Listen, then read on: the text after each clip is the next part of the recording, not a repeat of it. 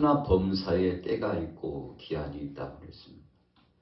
사람이 병들 때가 있으면 치료받을 때가 있다고 했죠. 태어날 때가 있으면 죽을 때가 있다고 했습니다.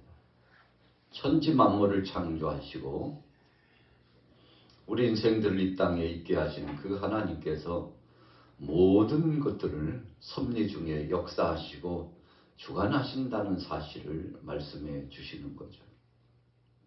오늘 본문 말씀 속에 이 본문의 배경은 2000년 전은 예수님께서 이 땅에 오셔서 십자가상에 못 박혀 죽으시고 그리고 3일 만에 부활하시며 40일 동안 계시다가 승천하신 이후에 이제 어떤 일이 일어날 것인가에 대해서 확연히 말씀해 주셨던 그런 것들에 대한 응답, 이루어지는 역사, 나라의 회복의 때, 심판의 때, 마지막 시대가 되면 어떻게 될 것인가에 대해서 말씀해 주셨는데 바로 그런 배경적인 의미를 갖고 주신 말씀이 이루어지게 되는 내용의 말씀입니다. 오늘 누가복음 21장 20절에 보세요. 너희가 예루살렘이 군대들에게 에워싸이는 것을 보거든 그 멸망이 가까운 줄 알라 그랬어요. 예수님의 제자들이 주님과 함께 있는 동안에 몇 가지 궁금한 사항들이 있었습니다.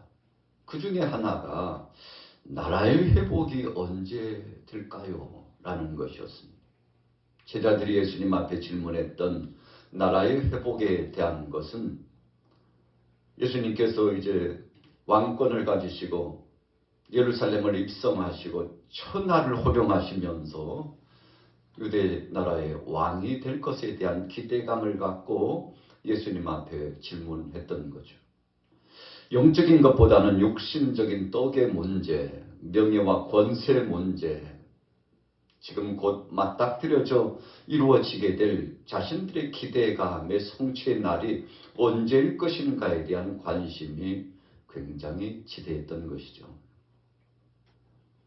그렇지만 예수님은 사랑하는 제자들에게 이 땅의 것 말고 장차 도래할 하나님 나라, 주님께서 이제 세상 끝날에 오실 때의 그 일에 대해서 기억하고 고대하기를 원하셨습니다.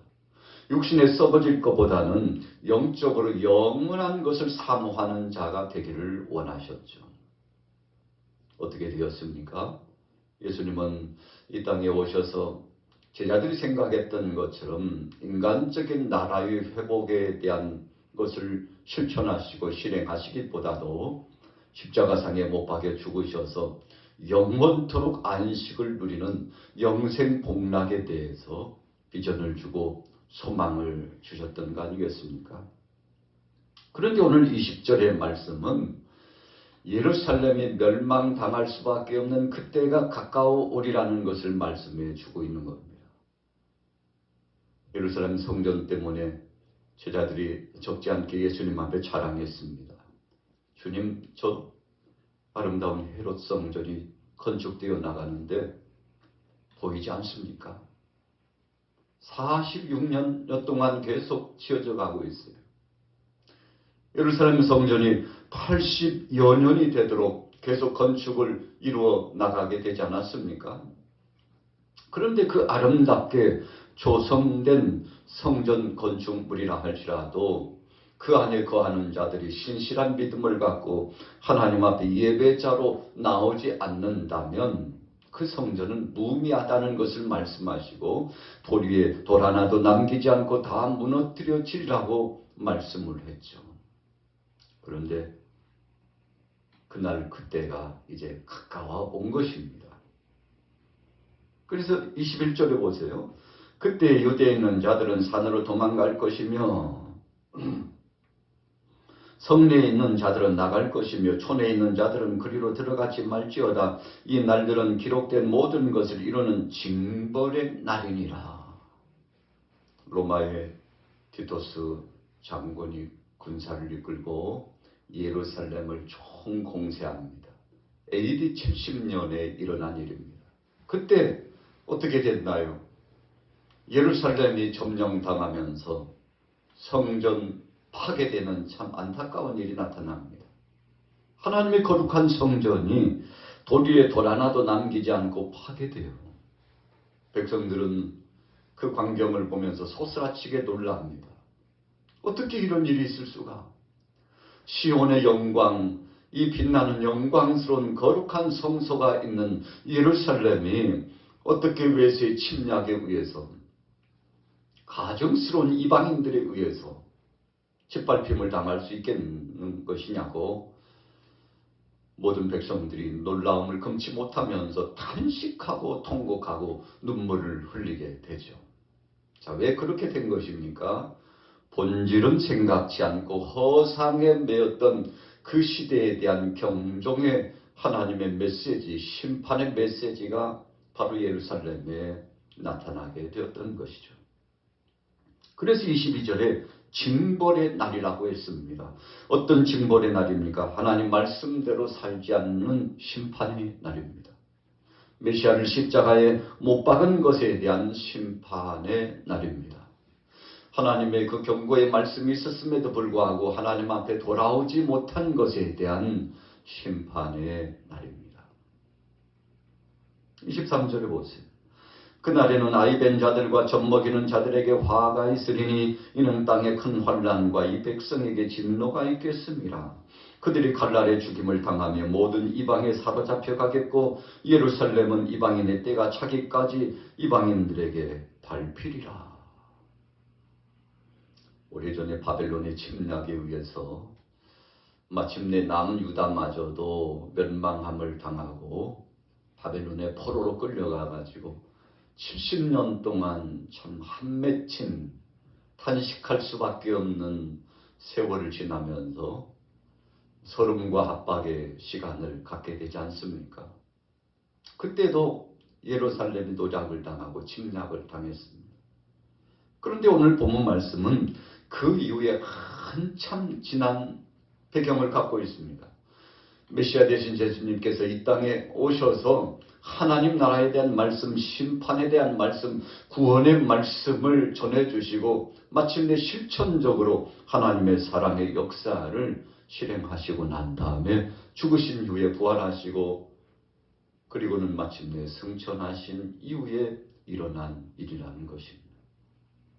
한 번도 아니고 두 번씩 혹은 세 번씩 반복적으로 이 외세의 역사에 의해서 침탈함을 당하는 스리슨 아픔을 보면서도 이 백성들이 그때뿐이지 깨닫지 못했지 않습니까? 여러분, 그래서 깨닫지 못하는 것은 참 짐승만도 못한 사람이라고까지 하나님께서 말씀하고 있는데, 그래서 가장 지혜롭고 복된 것이 무언가요? 하나님의 말씀 주셨을 때 그 말씀을 깨닫는 것입니다. 하나님께서 경고하셨을 때 속히 하나님 편에 돌아서는 것입니다. 그래서 성경은 계속 반복적으로 말씀합니다. 아버지께 돌아오라는 거죠. 하나님 앞에 나오라는 것입니다. 그러면 하나님께서 주권적인 능력과 은혜로 책임져 주시겠다는 말씀이죠. 자, 보십시오. 25절. 1월 성신에는 징조가 있겠고 땅에서는 민족들이 바다와 파도의 성난 소리로 인하여 혼란한 중에 곤고하리라. 26절이요. 사람들이 세상에 임할 일을 생각하고 무서워함으로 기절하리니 이는 하늘의 권능들이 흔들리겠습니다. 여러분, 전쟁의 포화가 계속되면 참 온통 지축이 흔들립니다. 사람들이 살 수 없어요. 야, 난리가 났구나 그러죠. 야, 이제는 세상이 끝인가 보다 생각하죠. 모든 것들이 불태워집니다. 그리고 땅이 꺼져나가고 갈라지는 역사가 나타납니다. 비극적인 역사 때문에 사람들이 놀라서 그 놀라움을 금치 못하고 더 깊어져서 공포감에 사로잡힙니다. 그래서 인생 여정 살아간다는 것이 얼마나 허무하고 고통스럽고 괴로운 것인가를, 이 죄값으로 살아간다는 죄의 무게감이 얼마나 깊고 중한 것인가를 뼈저리게 깨닫게 되는 거죠. 그리고는 이 땅에 살아가는 삶이 나그네 인생이라는 사실을 뼈저리게 깨닫고 하나님이 역사해 주시고 주관해 주시지 않으면 한시도 살아갈 수 없다는 것을 체험하게 되는 것이죠. 자, 예수님께서는 결론의 말씀을 29절부터 주십니다. 이에 비유로 이르시되 무화과 나무와 모든 나무를 보라. 싹이 나면 너희가 보고 여름이 가까운 줄을 자연히 아나니 이와 같이 너희가 이런 일이 일어나는 것을 보거든 하나님 나라가 가까운 줄을 알라. 여러분, 과수나무를 통해서 우리가 배울 수 있는 교훈이 뭔가요? 꽃이 피는 때가 있으면 이제 머지않아 열매가 맺혀지는 때가 분명히 있다는 사실을 깨닫게 되는 것이죠. 여러분, 꽃이 피어야 수정이 되고 그래서 하나님이 주신 섭리 가운데 열매가 맺혀지는 겁니다. 때가 있다는 거죠. 야, 이제는 시절이 급박했구나. 하나님이 정한 그때가 다가오고 있구나. 여러분, 우리는 그렇게 생각하는 거 아니겠습니까? 이렇게 깨닫고 생각하는 사람은 지혜 있다는 것입니다. 대비책을 마련할 수 있기 때문에 그런 것이죠. 열천의 비유를 통해서 예수님께서 주신 말씀은 무언가요? 한마디로 결론하면 미리 준비하는 지혜로움이 필요하다는 것입니다. 오늘 이 아침에도 여러분들이 주님의 거룩한 성소 이 예배당에 나와서 예배자로서 기도하는 자로서 헌신하는 자로서 귀하고 복된 시간을 갖는 이유가 무엇인가요? 우리의 믿음 준비, 흐트러지지 않는 육체와 영혼. 그래서 주님 부르시면 혹밤에 혹낮에 언제 주님 부르시든지 아멘, 주님 제가 여기 있습니다.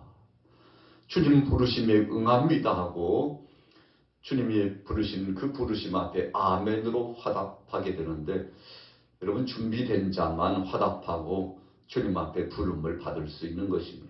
그래서 어떤 사람은 잠을 자다가, 어떤 사람은 맷돌을 돌리다가, 어떤 사람은 밭에서 일을 하다가, 성경에 말씀하는 대로 일상생활 중에 순식간에 주님이 부르시는데, 여러분, 그래서 우리 개인적으로는 개인의 종말의 때가 있고 우주적으로는 이 우주 공간 가운데 하나님이 정하신 마지막 그때가 분명히 있다고 말씀하시는데 우리는 그때를 준비하면서 사는 것입니다.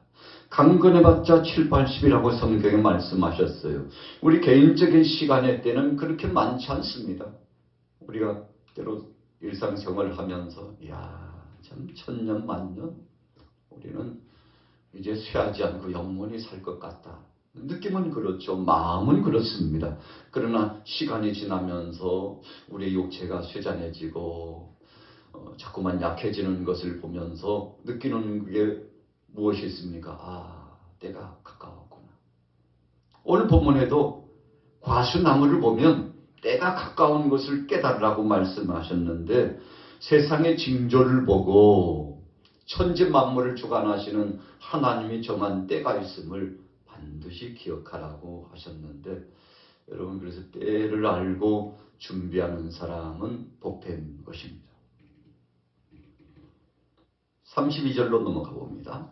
내가 진실로 너에게 말하노니 이 세대가 지나가기 전에 모든 일이 다 이루어지리라. 천지는 없어지겠으나 내 말은 없어지지 아니하리라. 반드시 그때가 되면 이루어집니다. 그래서 34절부터 38절까지는 철저하게 대비책을 가지고 준비하라고 말씀했습니다. 34절에 보세요. 스스로 조심하라. 그렇지 않으면 방탕함과 술취함과 생활의 염려로 마음이 둔하여지고 뜻밖의 그날이 덫과 같이 너에게 임하리라. 세상 풍조대로 살아가는 것이 방탕한 것입니다. 사탄이 좋아하는 것이 술 취하고 생활의 염려에 빠지는 겁니다. 마음이 둔해진다고 그랬습니다. 뜻밖의 그날이 덫과 같이 임하게 되는데 여러분, 무뎌지면요 우리가 인식하지 못합니다. 그래서 무뎌진 자를 화인 맞은 자, 양심이 화인 맞은 자다 그렇게 표현하고 계시는데, 여러분, 참 무뎌졌다는 것은 비극 중에 비극 아니겠습니까? 세상 것 때문에, 방탕함과 술취함 때문에, 생활의 염려 때문에 하나님의 영광스러운 것보다는 세상의 세풍에 취해가지고 도무지 듣지 못하고 보지 못한다면 참 안타까운 상황 아니겠습니까? 이 날은 온 지구상에 거하는 모든 사람에게 임할 것이라고 했습니다. 그러니까 참 우주적인 종말의 심판의 때가 가까워오는데 우리는 그때를 알지 못합니다. 예수님 앞에 사랑하는 제자들이 그날이 언제입니까? 물었죠. 물론 제자들은 다른 각도에서 예수님께 질문한 것입니다. 그러나 주님은 개인적인 심정뿐만 아니라 우주적인 마지막 종말의 때에 대해서도 확연히 말씀하시고 예루살렘이 유다 땅이 어떻게 대비 태세를 갖고 신실한 믿음으로 나와야만이 심판을 피할 수 있는지를 주님께서 말씀해 주신 것이었죠. 그래서 가장 신실한 믿음의 행보는 때를 알고 준비하는 것이라는 것입니다. 어떻게 준비합니까? 36절에 보니까 너희는 장차 올 이 모든 일을 능히 피하고 인자 앞에 서도록 주님 앞에 설 수 있도록 항상 기도하며 깨어 있어야 할 것입니다.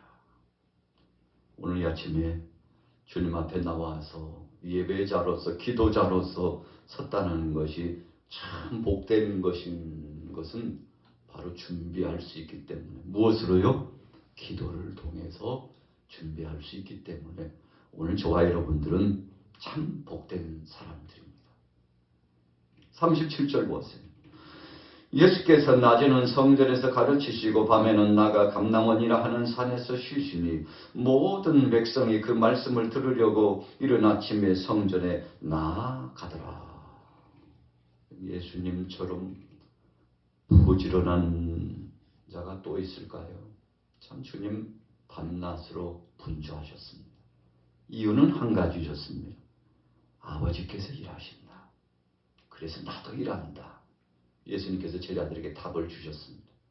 그래서 사랑하는 제자들에게 예수님 본받아 밤낮 게으르지 말고 열심히 특심이 되어서 본분을 사명을 잘 감당하기를 주님 원하셨는데, 자, 오늘 본문 말씀은 하나님 나라가 가까운 줄 알라. 이런 주제를 가지고 잠시 생각해 보았습니다.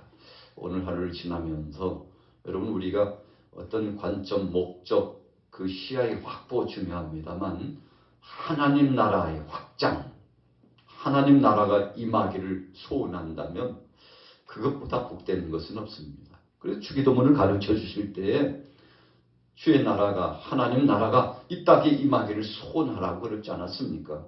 그래서 저와 여러분들의 목적은 다른 거 아닙니다. 하나님 나라가 이루어지길 위해서, 하나님의 때가 성취되길 위해서 일거수일투족을 부지런히 우리의 심령을 다하고 그리고 육체와 영혼을 다하여서 주님 앞에 철저하게 겸비하는 것인데, 오늘 하루 동안 이렇게 준비된 심정으로 믿음을 가지고서 주님 앞에 고대하면서 고백하기를 아멘. 주 예수여 어서 오시옵소서. 요한 사도가 그랬던 것처럼 주님 어서 오시옵소서. 준비됐습니다. 주님이 좀 빨리 오셨으면 좋겠습니다. 그날을 고대합니다. 고대하면서 실천적으로 살아갑니다. 그래서 우리 믿음의 사람들은 한시를 게으르게 살 수 없죠. 그래서 우리 크리스찬들은요, 세상의 어떤 사람들보다도 깨어 있습니다. 세상 사람들이 볼 때 어떻게 저렇게 살아갈 수 있나? 이유는 한 가지입니다. 주님 바라보고 사니까 그렇습니다. 세상 보고 산다면 마음이 둔해지고 세풍에 젖어지고 육신의 정욕, 안목의 정욕, 이생의 자랑에 취해가지고 여러분 그렇게 산다면 소망 없죠. 그러나 주님께 마음을 두고 살기 때문에 우리에겐 비전이 넘치고 은혜가 있는 거 아니겠습니까? 오늘 하루도 이 믿음으로 살아가시고 승리하시기를 예수님의 이름으로 축원합니다.